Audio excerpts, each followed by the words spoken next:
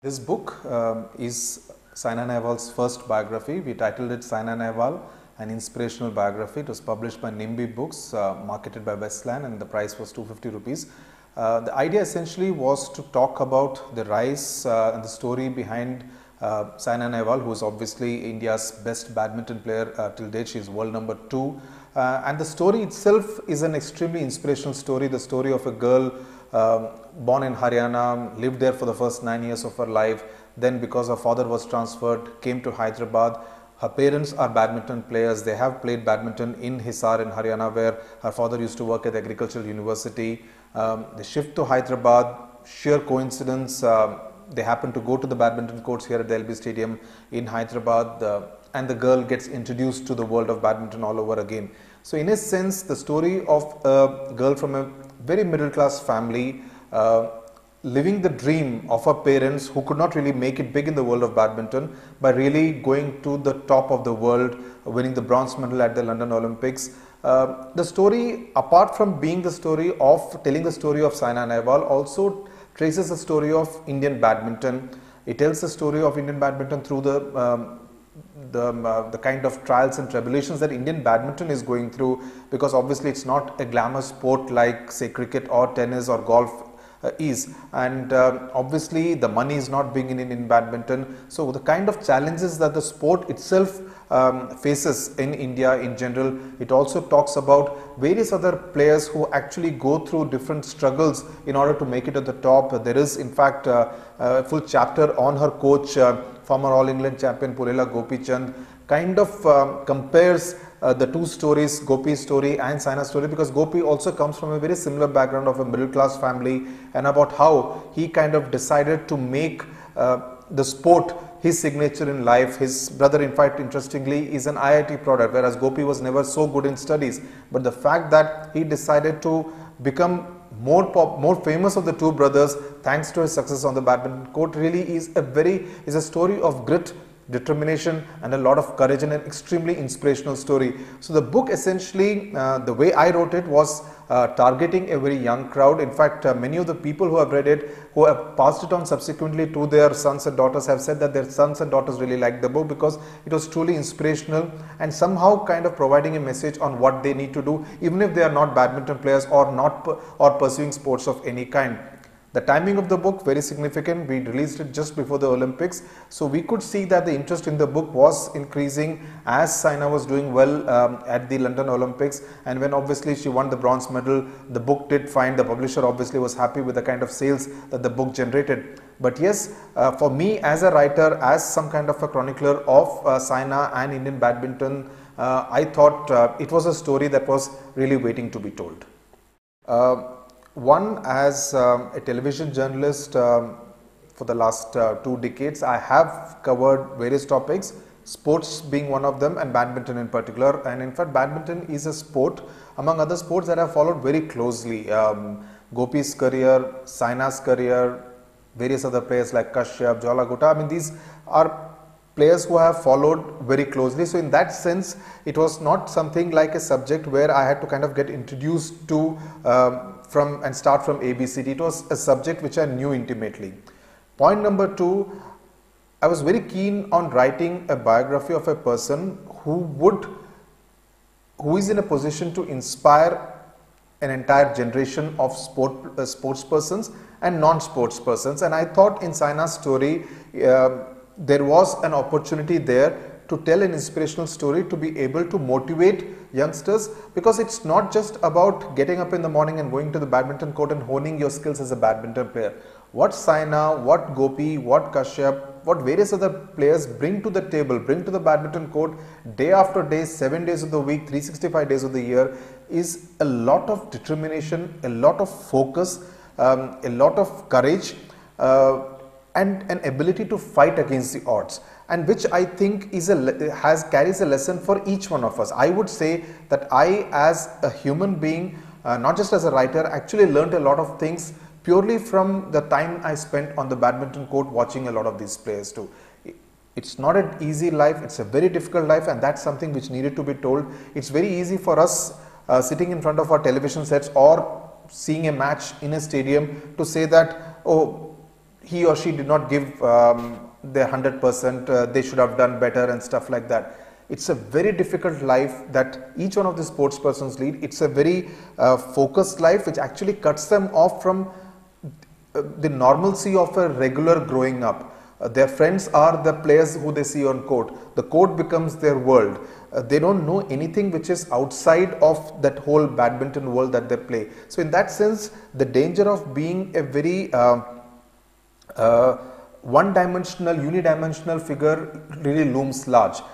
Despite all this, how do they actually make it to the top? How do they stay there on top? How do they cope with success? How do they, more importantly, cope with failures? I think the book encapsulates all those kind of feelings, hopefully in a very riveting manner. The reactions have been very good from people who have read the book, that it is a story which is told purely, and having been a journalist, in a very journalistic manner. It's a very reporter way of writing, that telling the story as it happens, the way I have seen it. And it's a book which is based a lot on observations. I've spent a lot of time at the badminton courts just observing all these players, what they say, how they behave, how they feel, what do they whisper to each other, how do they react when a point on court, off court. So essentially it's a book which kind of encapsulates a whole lot of emotions. Yeah. When I say reportage, essentially what I also mean is a kind of a reporting style, a kind of a writing style, which is essentially easy. I resisted the temptation of writing in a style which would be hi-fi, because I really wanted to reach out to the 9-year-old, 10-year-old, 11-year-old kid who would be able to read the book without finding it easy to understand the language. When I say reportage, I essentially mean it in the terms of observing the players, reporting what I am seeing in front of me. Of course, as a reporter, the book also kind of has a 360-degree view of the world of badminton, a 360-degree view of a Saina Nehwal. It is not a biography which is authorized by her or her family or her agents. The manuscript was not shown. So in that sense, it's an independent biography, just like a good reporter should be, that it does not contain only Saina Nehwal or her parents or her family's point of view. It contains critical, non-critical points of view of different people who have known her, who have interacted with her at different stages of her life and career. So in that sense, it is, I would say, having been a journalist helped in making it a much more of a wholesome kind of an exercise, instead of carrying just her point of view into the book. She has seen the book, she has read the book. The book also largely because of the kind of story that she is. I would say it's a lot complementary to the kind of person she is. As I said, as the title says, it's an inspirational biography, because I personally, as a writer, as a person who understands badminton, as a person who has played badminton, I know it for a fact that her story is inspirational and will actually motivate a whole lot of youngsters on what they really need to do and what they should not do in order to be success, be it in any field, whether it be in academics or whether it be in sports or in any other kind of career that they want to pursue. The book covers right from the time of her birth till it's updated till the last tournament that she won before she went to the London Olympics. That is from 1990 when she was born till 2012 June. I took between my various drafts approximately about 6 months to write the book. Then it went to the publisher. Once it came back, the publisher really didn't change much, but once I submitted the draft in December 2011, I wanted to update it in the month of June, so that it was as much up to date instead of ending at a tournament in December 2011. So the manuscript was submitted with the December 2011 as the end point, but when we decided to publish it just before the Olympics in July, I took time, another 3 weeks or so, to update it till June 2012, because she had won and lost tournaments in those 6 months, and also the entire proofreading exercise, of which also I was a part of, because I really wanted to be a part of every aspect that goes into the publishing of the book. So yes, so you can say 6 months of writing and say another month of a bit of updating the book to make it totally up to date, so that people who are buying it before the London Olympics knew that the book was completely up to date. No, in the sense that, see, one of the advantages that I had was I had interacted with, whether it was Gopi Chand or whether with Saina or any of the other players, at different stages of their life. For instance, maybe when after she won a big tournament, say in 2007 or 2008, I had interviewed her and I had my notes, which proved very critical when I was writing this book, because I knew exactly how she had reacted at that precise moment after she had won a tournament. If I did not have those notes, or if I did not have the benefit of having had that kind of interaction with her or with Gopi at that time, I would be only asking the questions now in 2011. How did you feel when you won that tournament in 2008? And the reaction would never be the same as what it was immediately after she had won the tournament. So the book, I think, really gains its it's really embellished because of those kind of anecdotes which I have been able to relate as to what she felt, how she reacted on the morning after she had won a big tournament the previous evening. And I think the book is really enriched because of that. I think the readers have been able to appreciate the fact that the book contains reactions of those sorts at different stages of life, and it's not just based on an interview which has been done over, say, a 3 to 6 month period sessions, because I really do not want to do the book like that, of saying that how did you feel when you first went to school, how did you feel when you first stepped on a badminton court, because these are things which I have known about Saina Nehwal or about other badminton players who figure in that book, because of the advantage of having covered them, known them, interacted with them over a long period of time. So I knew exactly how Gopi, for instance, felt when he came back after winning the All England Championship, because I knew I've spent an incredible amount of time interacting with her, with his family, with his mother. I mean, they are like good friends. So I knew exactly what they have felt at that stage in when he won the All England Championship, and now how does it feel 18 years later. So I think the book really is all the more better because of those kind of experiences.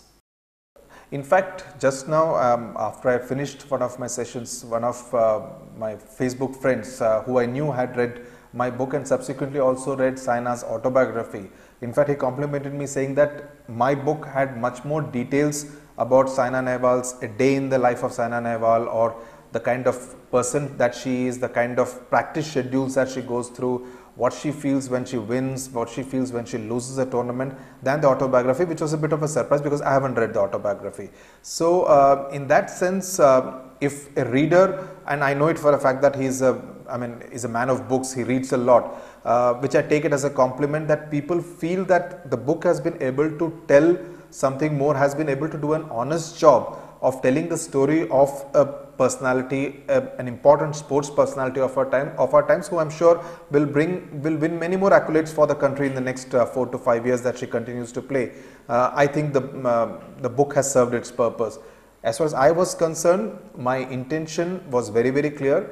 I wanted the book to be read by the youngsters. It was for the parents. In fact, it has an interesting chapter on the role of the parents, which many people after reading the book said that according to us was the most important chapter, because it told about the fact that Saina Nehwal owes her success not just to the hard work that she has put in.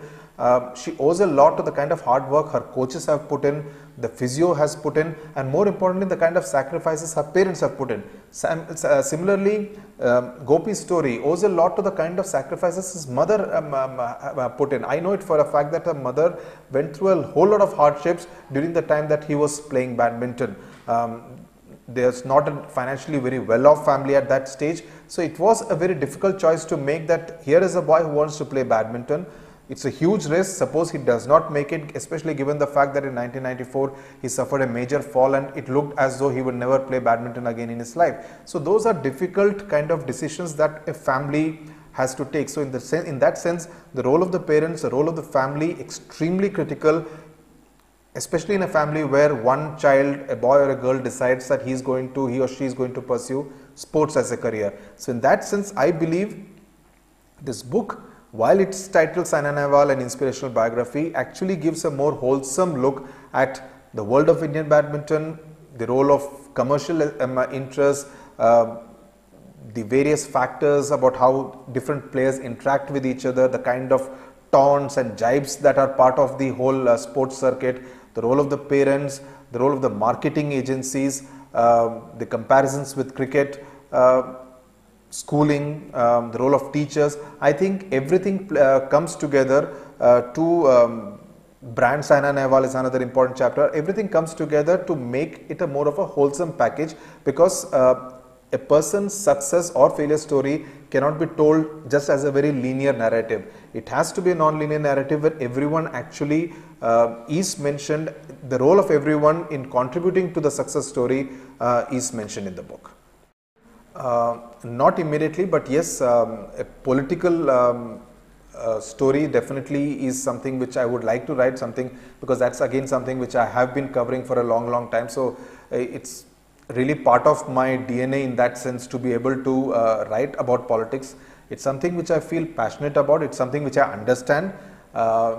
Politicians as a tribe I have covered and known them at close quarters, known the good and the bad and the ugly aspects of different politicians. So in that sense, I would think a political book would definitely be on the cards, but not started really working on it at the moment.